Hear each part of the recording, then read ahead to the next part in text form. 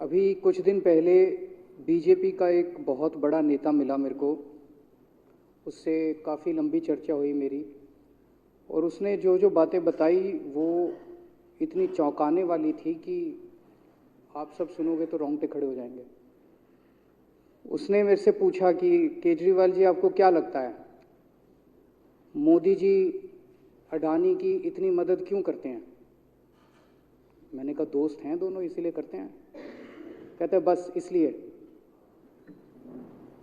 कहता मोदी जी ने आज तक किसी के लिए कुछ नहीं करा, अपनी वाइफ के लिए कुछ नहीं करा, अपनी माँ के लिए कुछ नहीं करा, उनके भाई गुजरात में रहते हैं उनके लिए, किसी रिश्तेदार के लिए कुछ नहीं करा, राजनीतिक गुरु के लिए कुछ नहीं किया। वो अपने दोस्त के लिए इतना कुछ करेंगे, ऐसा कैसे हो सकता है? दोस्त पे इतने मेहरबान क्यों हैं? ऐसी भी क्या दोस्ती है आज के ज़माने में? कौन कोई भाई के लिए कुछ नहीं करता, दोस्त के लिए कौन करता है? तो मैंने कहा फिर क्या मामला है? कहते आप खुद सोचो, इतना बड़ा क्राइसिस हुआ, हिंडनबर्ग की रिपोर्ट आई, चारों तरफ थू थू हुई, पूरा क्रैश कर गया अडानी ग्रुप। मोदी जी इतने स्वार्थी आदमी हैं कि अगर केवल मामला दोस्ती तक होता तो 2 मिनट में उसको साइड करते और कहते मेरा कोई लेना देना नहीं इससे।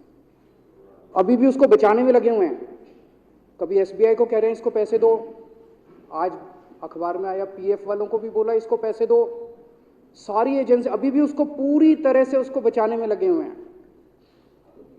तो मैं भी अचंभे में रह गया कि मामला तो कुछ अलग ही है। क्यों ऐसा भी क्या दोस्त हो गया कि दोस्त डूब रहा है और फिर भी उसको पूरी तरह से इतना बड़ा पॉलिटिशियन है। पॉलिटिशियन के लिए तो परसेप्शन सबसे इंपॉर्टेंट होती है। कोई आसपास वाला अगर कहीं वो तो आदमी कह देता है यार मेरे से मिलना बंद कर दियो कल से, वो उसको अभी भी बचाने में लगे हुए हैं। और उसने मेरे को बताया कि मैंने कहा फिर मामला क्या है? तो कहता है जी अडानी तो केवल फ्रंट है, अडानी में सारा पैसा मोदी का लगा हुआ है। मैंने कहा ये कैसे हो सकता है? ये नहीं हो सकता। कहते हैं अडानी के अंदर सारा पैसा मोदी जी का लगा हुआ है, अडानी केवल फ्रंट है, अडानी तो केवल मोदी जी का पैसा मैनेज करता है, मैनेजर है। उसको 10%, 15%, 20% इतनी कमीशन मिलती है, बाकी सारा का सारा पैसा मोदी जी का लगा हुआ है। अगर कल को जांच हो गई, जेपीसी बैठ गई, ईडी की जांच हो गई, सीबीआई की जांच हो गई, तो अडानी नहीं डूबेगा, मोदी जी डूबेंगे। जिस दिन अडानी डूबा उस दिन मोदी जी डूबेंगे। मैंने कहा यार उनको पैसे की क्या जरूरत है? प्रधानमंत्री जी को, मोदी जी को, उनके ना आगे कोई ना पीछे कोई, उनको क्या पैसे की जरूरत है? तो कहता है सर पैसे की हवस होती है, लत होती है। कहता है इतने दुनिया में इतने बड़े बड़े अमीर आदमी हैं, उनको कोई अब और पैसे की थोड़ी जरूरत है, लगे पड़े हैं सारे, और पैसा और पैसा और पैसा। बोला हवस होती है। बोला जिस दिन अडानी दुनिया का सेकंड रिचेस्ट मैन बना था, अडानी दुनिया का सेकंड रिचेस्ट मैन नहीं बना था, मोदी जी दुनिया के सेकंड रिचेस्ट मैन बने थे। और अब मोदी जी का ख्वाब है, उनका सपना है कि वो दुनिया के रिचेस्ट मैन बनना चाहते हैं। प्रधानमंत्री तो बन गए, वो दुनिया के रिचेस्ट मैन बनना चाहते हैं। फिर उसने मेरे को एक एक करके, मैं बड़ा धीरे धीरे उसकी बातों पे, पहले तो मैं एकदम शॉक हो गया ये कह क्या रहा है कि अडानी के अंदर सारा पैसा मोदी जी का लगा है। फिर वे धीरे धीरे उसने एक एक करके बातें खोल के समझानी चालू की। कहता है मोदी जी श्रीलंका गए, श्रीलंका के राष्ट्रपति राजापाक्सा हैं। राजापाक्सा को मोदी जी ने जबरदस्ती करके वहां का विंड प्रोजेक्ट अडानी को दिलाया। क्यों दिलाया? मैं आप लोगों से पूछना चाहता हूं, आप में से कोई विदेश जाएगा तो वहां की किसी एजेंसी को जबरदस्ती करके अपने भाई को, रिश्तेदार को ठेका दिला के आओगे क्या? ऐसे कोई करता है क्या? मोदी जी ने जबरदस्ती राजापाक्सा के ऊपर प्रेशर डाल के वहां का विंड प्रोजेक्ट अडानी को दिलाया। अडानी को नहीं दिलाया, खुद लिया वो प्रोजेक्ट। वो मोदी जी का प्रोजेक्ट है, वो अडानी का प्रोजेक्ट नहीं है। और ये बात कैसे निकली? वहां का जो बिजली बोर्ड है श्रीलंका का, जैसे अपने यहाँ स्टैंडिंग कमेटी है असेंबली की, पार्लियामेंट की स्टैंडिंग कमेटी है, वैसे उनकी भी पार्लियामेंट की स्टैंडिंग कमेटी होती है। तो वहां पे पार्लियामेंट की, श्रीलंका की पार्लियामेंट की स्टैंडिंग कमेटी ने जब उनके बिजली बोर्ड के चेयरमैन को बुलाया और बोले तूने ये प्रोजेक्ट अडानी को क्यों दिया, तो उसने कहा जी राजापाक्सा साहब ने मेरे को बुलाया था, उन्होंने कहा मोदी जी मेरे पे बहुत प्रेशर डाल रहे हैं कि ये प्रोजेक्ट अडानी को दो। मोदी जी बांग्लादेश गए, बांग्लादेश वालों को बिजली खरीदनी थी, 1500 मेगावाट बिजली 25 साल के लिए। मोदी जी ने वो प्रोजेक्ट भी अडानी जी को दिला दिया। अडानी को नहीं दिलाया, मोदी जी ने वो प्रोजेक्ट खुद लिया। 25 साल तक 1500 मेगावाट बिजली खरीदने का प्रोजेक्ट बांग्लादेश का, वो भी मोदी जी ले आए अपने नाम पे।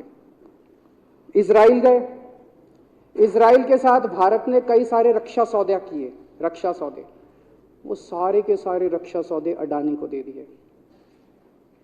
अडानी को नहीं दिए, मोदी जी ने खुद लिए। अभी 2-3 साल पहले 6 एयरपोर्ट की नीलामी हुई प्राइवेटाइजेशन के लिए, सरकार ने उनकी नीलामी करी, भाई प्राइवेट प्लेयर आके लो। उसमें एक कंडीशन थी कि उसी को दिया जाएंगे ये एयरपोर्ट जिसने पहले एयरपोर्ट का काम कर रखा है। हर सरकारी ठेके में होती है, हम सड़क बनाते हैं, कहते हैं भाई सड़क, जिसको ठेकेदार को सड़क बनाने का एक्सपीरियंस है उसी को दिया जाएगा। हम बिल्डिंग बनाते हैं, हम कहते हैं भाई ये पानी के वाटर ट्रीटमेंट प्लांट लगाते हैं, हम कहते हैं भाई जिसने WTP वाटर ट्रीटमेंट प्लांट इतने लगा रखे हैं उसी को दिया जाएगा। हम सीवेज ट्रीटमेंट प्लांट बनाते हैं, हम कहते हैं जिसको 20 साल का एक्सपीरियंस है, 15 साल का है, उसी को। इसमें भी ये कंडीशन थी कि जिसने इतने साल तक एयरपोर्ट चलाने का काम कर रखा उसी को दिया जाएगा। अब अडानी ने तो कर नहीं, मोदी जी ने तो कर नहीं रखा था, अडानी ने तो कर नहीं रखा था, तो क्या करते, आखिरी मोमेंट पे वो कंडीशन हटा दी गई, बोले कोई एक्सपीरियंस की जरूरत नहीं है। 6 एयरपोर्ट नीलामी पे थे, 6 के 6 एयरपोर्ट अडानी को दे दिए, अडानी को नहीं दिए, मोदी जी ने वो खुद 6 के 6 एयरपोर्ट खुद अपने नाम कर लिए। आज 2021 नवंबर में एयरपोर्ट टेक ओवर किए, 2023 1.5 साल हुआ है, 1.5 साल के अंदर आज एयरपोर्ट का 30%, पूरे देश का एयरपोर्ट का जितना धंधा है, बिजनेस है, उसका 30% बिजनेस जो है वो मोदी जी के पास है। 30%, 1.5 साल के अंदर इतना बड़ा भारत देश, इतने एयरपोर्ट, 30% एयरपोर्ट का बिजनेस आज मोदी जी के पास है। एक और बड़ी इंटरेस्टिंग चीज हो रही है, ये ईडी और सीबीआई को इस्तेमाल करके बंदूक यहां रख के लोगों की फैक्ट्रियां छीनी जा रही हैं। मतलब 10 अक्टूबर 2018 को 10 अक्टूबर 2018 को कृष्णापट्टनम पोर्ट के ऊपर इनकम टैक्स की रेड हुई और 6 अप्रैल 2020 को 1.5 साल बाद वो पूरा एयरपोर्ट अडानी ने खरीद लिया। उसके यहां बंदूक रख के उसको कहा या तो दे दे और या जेल। तो वो अडानी ने नहीं खरीदा, वो मोदी जी के पास चला गया कृष्णापट्टनम एयरपोर्ट। 10 दिसंबर 2020 को एसीसी और अंबुजा सीमेंट पे रेड हुई और 2 साल बाद 16 अक्टूबर 2022 को दोनों सीमेंट प्लांट मोदी जी के पास चले गए। 2020 जुलाई को मुंबई एयरपोर्ट का मालिक था जीवीके, उसके ऊपर सीबीआई और ईडी की रेड हुई, एफआईआर हुई और 1 महीने बाद मुंबई एयरपोर्ट जो है वो मोदी जी के पास चला गया, अडानी के पास चला गया। तो ईडी और सीबीआई पे रेड कराते हैं, उसको धमकाते हैं फैक्ट्री वाले को, कंपनी वाले को कि या तो जेल जा और या तेरी फैक्ट्री हमको दे दे। ये इधर तो सुनते थे हरियाणा की तरफ एक टुच्ची, इधर इसकी फैक्ट्री भी छीन ली, पंजाब में भी सुनते थे इसकी भी फैक्ट्री छीन ली, इसकी। पूरे देश के अंदर ये इतनी गुंडागर्दी मची पड़ी है कि ईडी की रेड करा देते हैं, सीबीआई की रेड करा देते हैं, यहाँ बंदूक रखते हैं और कहते हैं या तो फैक्ट्री दे दे और या जेल जा। ये क्या चल क्या रहा है इस देश के अंदर। इन्होंने अभी थोड़े दिन पहले ऑर्डर निकाला कि सारे जितने पावर प्लांट हैं, जितनी राज्य सरकारें हैं, पंजाब सरकार की, हमारी जो सरकार है, उनके पास भी ऑर्डर आया, सारी सरकारों को जितना उनका कोयले की रिक्वायरमेंट है उसमें से 10% कोयला इंपोर्टेड इस्तेमाल करना पड़ेगा। और इंपोर्ट केवल मोदी जी करते थे, अडानी करता था। तो इसका मतलब आपको 10% अपना कोयला कंपलसरी, जरूरत नहीं है आपको कोयले की, लेकिन 10% कोयला आपको अडानी से खरीदना पड़ेगा। हमारे देश का कोयला 2000 रुपये टन है, इंपोर्टेड कोयला 20,000 रुपये टन है। 10 गुना दाम के ऊपर आपको अडानी से यानी कि मोदी जी से कोयला खरीदना पड़ेगा। इन्होंने सुप्रीम कोर्ट का एक और जब कोयला घोटाला हुआ था अपने देश के अंदर, तो सुप्रीम कोर्ट ने आदेश दिया था कि अब कोयले की खदानें किसी भी प्राइवेट वाले को नहीं दी जाएंगी, सारी खदानें सरकारें। तो इन्होंने कुछ खदानें राजस्थान सरकार को दे दी, कुछ खदानें छत्तीसगढ़ सरकार को, कुछ खदानें पंजाब सरकार को, सरकारों में बांट दी। बाकी पूरे देश में केवल राज्य सरकारों के पास खदानें हैं। केवल अडानी के केस में उन्होंने एक्सेप्शन करके अडानी को कोयले की खदानें दे दी, और उसमें भी ऑर्डर कर दिया कि 4000 कैलोरी से कम वाला कोयला जो है उसको रिजेक्टेड माल माना जाएगा, जबकि वो सबसे अच्छा कोयला माना जाता है, और वो रिजेक्टेड माल इसको फ्री में मिलता है। तो कम से कम 2800 करोड़ रुपए का कोयला हर साल फ्री में मोदी जी ले जाते हैं। 2800 करोड़ रुपए का कोयला हमारी खदानों से हर साल मोदी जी निकाल के ले जाते हैं। 2014 में, अभी जो अतिशी जी ने कहा, 2014 में अडानी जी की यानी कि मोदी जी की जायदाद 50,000 करोड़ की थी। 7 साल बाद इनकी जायदाद हो गई 11.5 लाख करोड़। मोदी जी इतना पैसा लेके कहां जाओगे? 11.5 लाख करोड़ रुपए की जायदाद, 7 साल में इतना लूट लिया आपने देश को।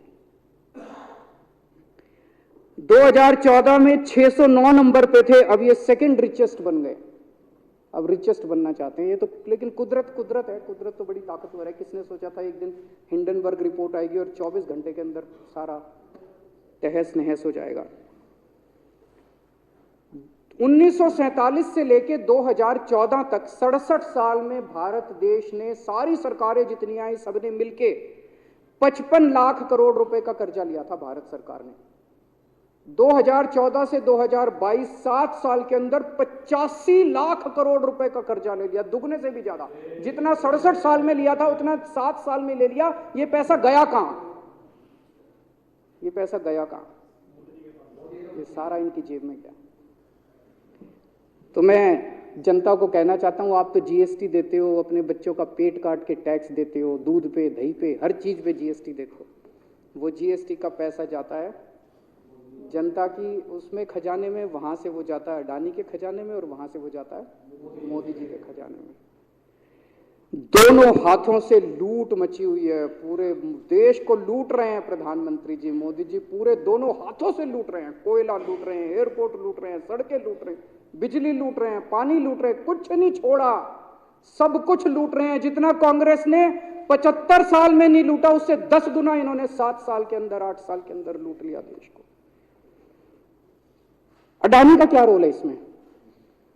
मोदी जी कम पढ़े लिखे हैं, उनको समझ नहीं है कि करना क्या। अडानी आके बताता है पैसा यहां लगा लो, इस देश में चलते हैं, वहां की ये कंपनी खरीद लेते हैं, ईडी को और सीबीआई को इसके पीछे लगा दो। वो सारा मैनेजमेंट करता है, दिमाग उसका, पैसा मोदी जी का। उसके बदले में उसको पता नहीं 10%, 15%, 20% कितनी कमीशन मिलती है, लेकिन दिमाग सारा अडानी का है। और मेरे को ज्यादा चिंता इस बात की है अध्यक्ष महोदय, प्रधानमंत्री जी कम पढ़े लिखे हैं, उनको कम समझ में आता है। लोग आके उनको कुछ ना कुछ कहीं भी जाते हैं या कोई विदेश से आता है, उसके जो भी विदेश से नेता आता है या कहीं जाते हैं तो 2 ही कंडीशन होती है। एक तो उसको कहते हैं भाई गले मिल ले, तो फोटो खिंचा ले, गले मिल ले, फोटो खिंचा ले, पार्क में घूम ले, तो वो फोटो खिंचाने के लिए उसको कहा जाता है भाई फोटो खिंचा ले, फोटो खिंचाने के लिए। और दूसरा उसको कहा जाता है भाई अडानी को ये ठेका दे दे, अडानी को ये ठेका दे दे। और कोई किसी कईयों को कहते हैं तारीफ कर दे, कोई आके कुछ नेता आके कहते हैं ना मोदी जी तो दुनिया के सबसे लोकप्रिय नेता है। उसने क्या लेना देना, मोदी जी दुनिया के सबसे लोकप्रिय, वो आके क्यों कह रहा है? बदले में वो देश, ये जो गोरे हैं ना, बहुत चतुर हैं, बहुत चालाक हैं, ये ऐसे इतने भोले वाले नहीं है कि यहाँ पे आए और कह गए मोदी जी दुनिया के, वो पता नहीं किस किस चीज पे साइन करा के ले जाते हैं, पता ही नहीं चलता बदले में क्या साइन करा के ले जाते हैं। यही हुआ था 17वीं 18वीं सदी के अंदर हमारे देश में। वो ईस्ट इंडिया कंपनी वाले आते थे, उस टाइम के हमारे राजे महाराजा भी ऐसे ही अनपढ़ होते थे, उनको कुछ अकल होती नहीं थी। उनके राज्य, उनके दरबार में आते थे, उनकी तारीफ करते थे, खूब तारीफ करते थे, और पता नहीं किस किस चीज पे साइन करा के ले गए। 100 साल के अंदर पूरा देश अंग्रेजों ने कब्जा कर लिया।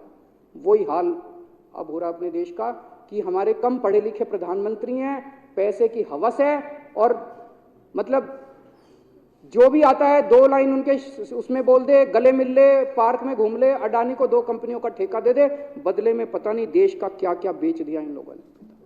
बहुत चिंता है हम लोगों को देश की इस वक्त, जिस दौर से देश गुजर रहा है। मुझे लगता है कि आज़ादी के बाद से सबसे भ्रष्ट प्रधानमंत्री अगर कोई हुए हैं जिन्होंने देश को इतना लूटा है, तो वो आज मौजूदा प्रधानमंत्री हैं। और उसके ऊपर कम पढ़े लिखे हैं, उनको कुछ पता नहीं, कोई कुछ भी उनसे साइन करा के ले जाता है, किसी को कुछ पता नहीं चलता। मैं संजीव झा के प्रस्ताव का समर्थन करता हूं।